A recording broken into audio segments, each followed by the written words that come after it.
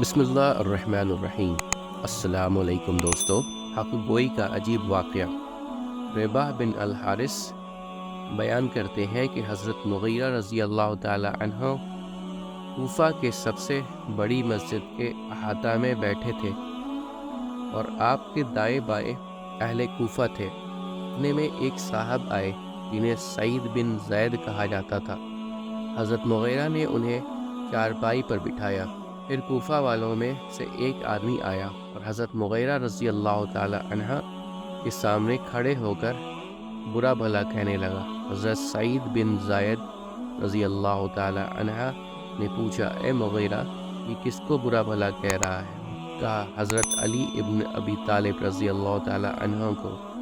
تو آپ نے 3 دفعہ فرمایا، اے مغیرہ بن شعبہ، کیا میں نہیں سن رہا کہ تمہارے سامنے رسول اللہ صلی اللہ علیہ وسلم کے صحابہ کو برا بھلا کہا جا رہا ہے، اور تم نہ اسے روکتے ہو نہ موڑتے ہو، اور میں رسول اللہ صلی اللہ علیہ وسلم پر اس کی گواہی دیتا ہوں جو رسول اللہ صلی اللہ علیہ وسلم سے میرے کانوں نے سنا اور میرے دل نے محفوظ کیا۔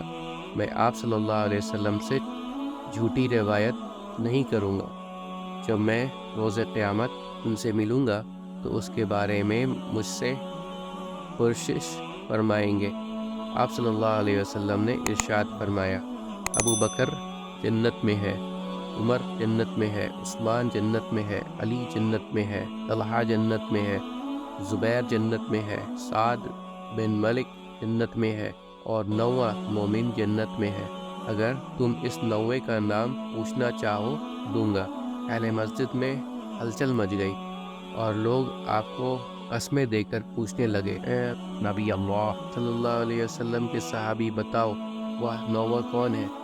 فرمایا، تم نے مجھے اللہ کی قسم دی ہے اور اللہ تعالیٰ عظیم ہے، میں 9واں مومن تھا اور رسول اللہ صلی اللہ علیہ وسلم 10ویں تھے۔ پھر آپ نے اس کے بعد قسم کھا کر فرمایا، ایک غزوہ جس میں کوئی آدمی رسول اللہ صلی اللہ علیہ وسلم کے ساتھ شریک ہو اور اس کا چہرہ غبار آلود ہو، تمہارے عمل سے افضل ہے، خواہ اس کی حضرت نوح علیہ السلام جتنی عمر ملے۔ امید کرتا ہوں دوستو کہ آپ کو آج کی ویڈیو اچھی لگی ہوگی۔ اگر آپ کو ہماری ویڈیو اچھی لگی ہے تو ویڈیو کو لائک ضرور کریں، اور مزید اس طرح کی ویڈیوز دیکھنے کے لیے ہمارے چینل سبسکرائب کر لیں اور دوستوں کے ساتھ شیئر کرنا بھی مت بھولیں۔ اللہ آپ سب کا حامی و ناصر ہو۔ انشاءاللہ ملتے ہیں اگلے ویڈیو میں۔ اجازت دیجیے، السلام علیکم، اللہ حافظ۔